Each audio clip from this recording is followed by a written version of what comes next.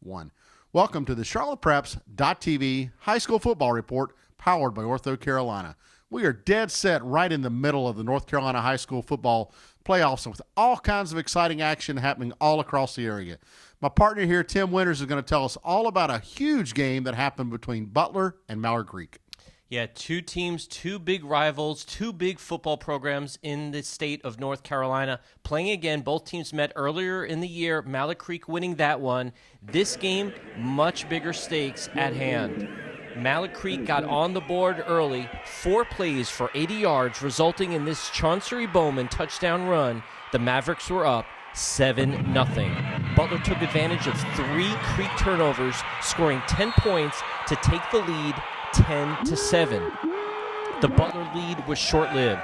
James Smith hits Thaddeus Moss in the back of the end zone, 14-10 Mavs at the half. After a Benny LeMay touchdown run put Butler up 16-14, the Mavs' Darnell Walker rumbles up the middle, running over a tackle on his way to a 44-yard touchdown run. Mallard Creek back on top, 21-16. Add another Moss touchdown reception, and Creek was up 28-16 late in the third quarter.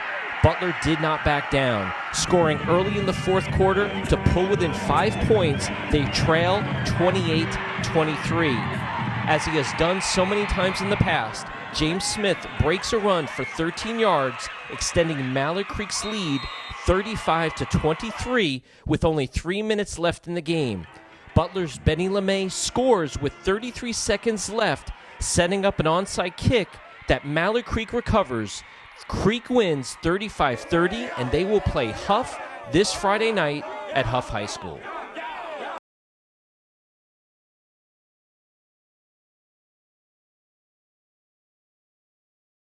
And Tripp, you had another big game in South Charlotte with Charlotte Catholic hosting a big program out of Fayetteville. Boy, it seems like every one of these Charlotte Catholic playoff games is big, and this past week was no exception, as Charlotte Catholic found a way to move on to the third round of the playoffs with the win over Fayetteville 71st. To no one's surprise, Jared Anderson handled most of the running, finishing with 131 yards on 28 attempts for the senior. Jack Fonda, the kicker for Charlotte Catholic, got things started with a 20-yard field goal. Next up on the scoring loop for Charlotte Catholic was a Connor Miller 2-yard reception from John Walton, allowing the Cougars to take a 10-7 lead into halftime. Just as he had done earlier in the game, Jack Fonda kicked another 20-yard field goal to add 3 more points to the Cougars' total. Late in the fourth quarter, the Cougars put the ball in the hands of Jared Anderson, who followed with 6 consecutive runs, leading to a 2-yard touchdown and a 20-13 win for the Charlotte Catholic Cougars in round 2 of the North Carolina High School playoffs.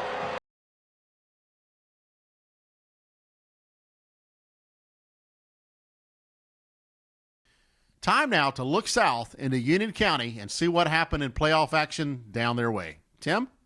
Well, you had Weddington versus AC Reynolds on Friday night, the 5th time that Weddington has played a team from Buncombe County over the last 3 years in the playoffs.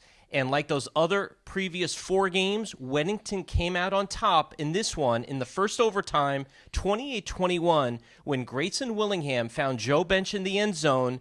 Weddington held AC Reynolds and that powerful offense to only 65 yards in the first half. Tim Carson and Weddington, you think of wins and you think of defense, and Weddington came out again with a strong defense. They now will play the powerful Crest football program out at Crest High School, where this team has won 24 straight home football games. It should be a tremendous matchup, an electric atmosphere in Shelby. The other team from the county, the Monroe Redhawks, they rolled over the Maiden Blue Devils 58-20. That's now 13 straight wins, an undefeated season thus far for the Monroe Redhawks. That also notches Coach Johnny Sal. That was his 100th career win at home. Tremendous atmosphere. Monroe will now host Franklin, a team they lost to last year, 17-14 in Franklin, to knock them out of the third round of the playoffs. Should be another great game at Monroe Stadium. It's time now for the Ortho 8. Our rankings of the top 8 teams in the Mecklenburg and Union County areas. Kick us off, Tim. Coming in at number 8 this week, Charlotte Latin finishing off their season as runner-up in the state championship to Davidson Day. Number 7, the Butler Bulldogs, finishing off their season at 10-3. Number 6, Weddington, still alive, playing Crest this week at 11-2. Number 5, the Division I Independent School Champion Davidson Day Patriots at 12-0. Number 4, Mallet Creek at 11-2. They are on the road playing Huff. Number 3, Huff High School at 12-1. Number 2, the Monroe Redhawks at 13-0. And one other undefeated team on this, the Charlotte Catholic Cougars. This is about the 6th week as number 1 on the Ortho 8 at 12-0 on the season.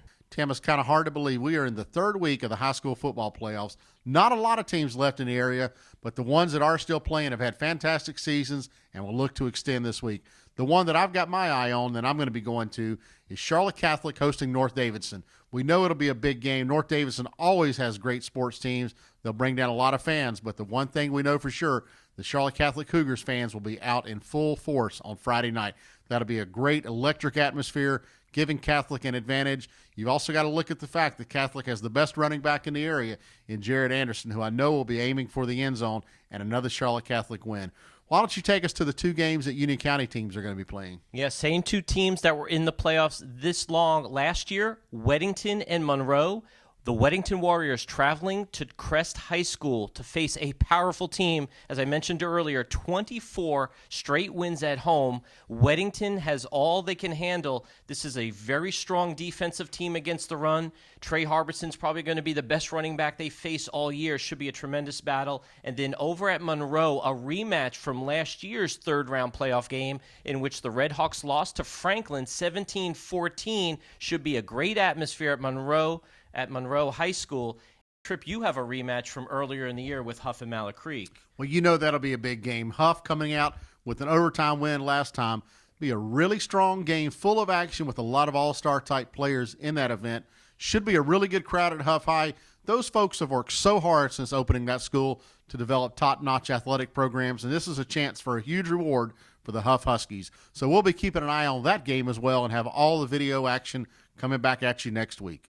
We want to take the time now to thank you for tuning in to the CharlottePreps.tv High School Football Report powered by Ortho Carolina. We're having a great time bringing all the action to you, and I hope you're having a great time checking us all out. Now, this Friday night, holiday weekend, get out there, watch some good football, big-time action in the area. Love to see you out at the football field supporting our local kids. Until then, have a great week, and thanks for tuning in.